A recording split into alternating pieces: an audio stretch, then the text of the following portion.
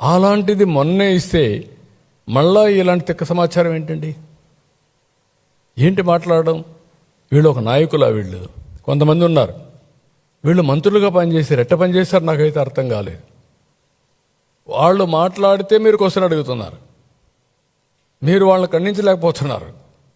విచిత్రమైన పరిస్థితి ఇది. ఒక విధంగా చేయాలంటే మన దౌర్భాగ్యమేమో నాకు తెలియదు ఇలాంటి నాయకులు ఉండడం ఈ రాష్ట్రంలో. ప్రజాస్వామ్యాన్ని, రాజ్యాంగాన్ని కూడా అవహేళన చేసే విధంగా మాట్లాడే వ్యక్తుల్ని what is justice and it is a matter of common sense. ఏం మీ సొంత డబ్బులా ఇది? ఎవరు మీరు రావడానికి? వచ్చే మీరంతా కూడా ప్రజలకు నష్టం జరిగే సమస్యల్ని తీసుకురావడం. అదేగా జరిగింది. 5 ఏళ్ళు ఆపర్చునిటీ పోగొట్టుకున్నాం కదా, 30 ఏళ్ళు వెనక్కిపోయాం కదా. మరి ఇలాంటి మాట్లాడమే నాకు చాలా బాధగా ఉంది. 24 గంటలు ఆలోచించాల్సింది మనం నష్టపోయాం, ఎట్లా ముందుకు తీసుకుపోవాలి, సమిక్షేమం, అభివృద్ధి, సుపరిపాలన, మెరుగైనటువంటి జీవన ప్రమాణాలు ఏ విధంగా ఇవ్వాలని ఆలోచించే పరిస్థితులు ఉండాలి తప్ప ఇలాంటివన్నీ కూడా ఆలోచించి వాళ్ళ గురించి డిబేట్ చేయడం కూడా ఒక కలుషితమైన వాతావరణం నా లెక్క ప్రకారం. అయితే మన పిల్లల్లో కానీ మిగిలిన వాళ్ళలో కానీ ఇలాంటి వల్ల లాభం లేదు, నష్టం తప్ప.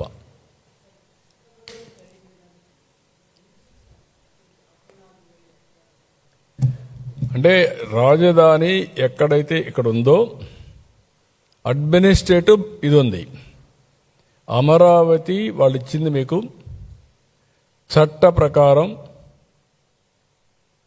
సిఆర్డిఏ నోటిఫై చేసిన ఏరియా రాజధాని, అమరావతి రాజధాని. ఇప్పుడు క్యాపిటల్ రీజియన్ సిఆర్డిఏ నోటిఫై చేసింది. హైదరాబాద్లో ఉంది. ఒకప్పుడు మున్సిపల్ కార్పొరేషన్ ఉంది.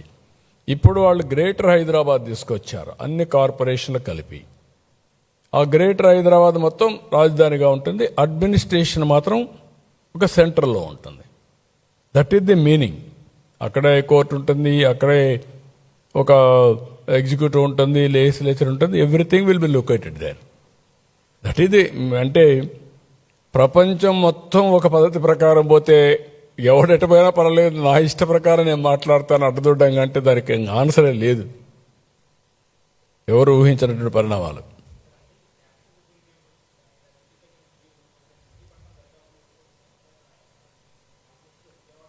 కాదమ్మా, సిఆర్డిఎల్ అది కూడా ఉంది, కావాలంటే కలిపేసుకోవచ్చు. దానికి ఇంకొక అర్బన్ డెవలప్మెంట్ అథారిటీ ఉంది అంతే. ఆ పక్కన మీరు హనుమాన్ జంక్షన్ వరకు పోయింది. పలకడు అతనికి. అమరావతి దేవతల రాజధాని. వెంకటేశ్వర స్వామి పైన దాడి చేసి సమర్థించుకున్న వాళ్ళు అమరావతి పేరెట పలుకుతారండి? నేను ఐఎమ్ వెరీ క్లియర్. ఎందుకు పలకం? ఎందుకు అంత ద్వేషం అమరావతి అనగానే? ఎందుకు అంత ఇది? That is a clear indication. అంతే, ఇట్లనే ఉంటారు వీళ్ళ ప్రవర్తన అంతా.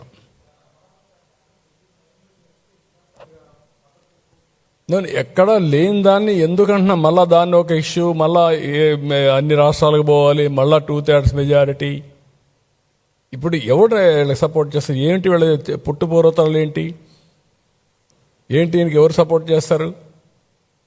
ఇప్పుడు ఆయన చెప్పిన వర్షన్ ఉంది, రేపు 2/3 మెజారిటీ వస్తే కేంద్రం రాష్ట్రంలో అప్పుడేంటి? అప్పుడు కాన్స్టిట్యూషన్ అమెండ్మెంటా? ఎందుకు ఇలాంటి వింత కోరికలు? ఇప్పుడు ఆ భద్రత ఇవ్వాలి, చట్టబద్ధత ఇవ్వాలనే ఉద్దేశం తీసుకొచ్చాం. వాడికి అయిపోయింది. ఇంకా ఎవరి వల్ల అవుతుందంటే, ఒక రీజనల్ పార్టీ 3 సీట్లు ఉండేవాళ్ళు, ఆంధ్రప్రదేశ్ సీట్లు 25. ఒకవేళ చట్టం చేసిన చట్టాన్ని తిరిగి మళ్ళా నువ్వు రాసే అవకాశం కూడా లేదు. అంటే ఇది తుగ్లక్ కూడా అదే మరి చేసి అప్పుడు చట్టాలు లేవనుకో ఆయన ఏం చెప్తే అది జరిగింది. ఇప్పుడు ఎటు జరుగుతుందండి? ఇప్పుడు జ్యుడిషియరీ పెట్టుకున్నాం మనం. రాజ్యాంగ ప్రకారం చెక్స్ అండ్ బ్యాలెన్సెస్ అదే.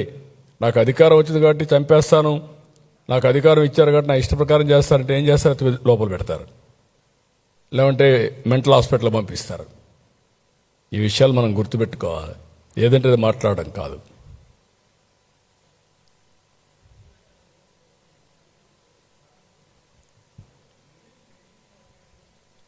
నేనేమంటానంటే వీళ్ళు 5 ఏళ్ళు ఏం మాట్లాడలేదు.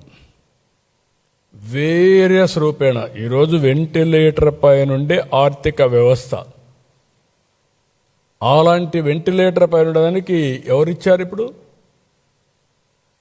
ఈ 2 ఏళ్ళు మనం ఈ మాత్రం నడవగలిగామంటే because of central government support.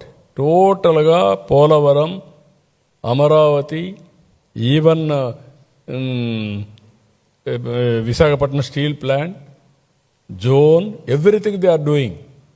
Even రాయలసీమకి హార్టికల్చర్ ఇది అన్నీ చేసినప్పుడు అప్పుడు నేనేం అడగలేదు, ఇప్పుడు ఇవ్వండి మీరు అంటే కావాలని మాట్లాడడం తప్ప ఇంకోటి కాదు. వీ నో ఏ విధంగా కేంద్రం పూర్తిగా సహకరిస్తున్నారు.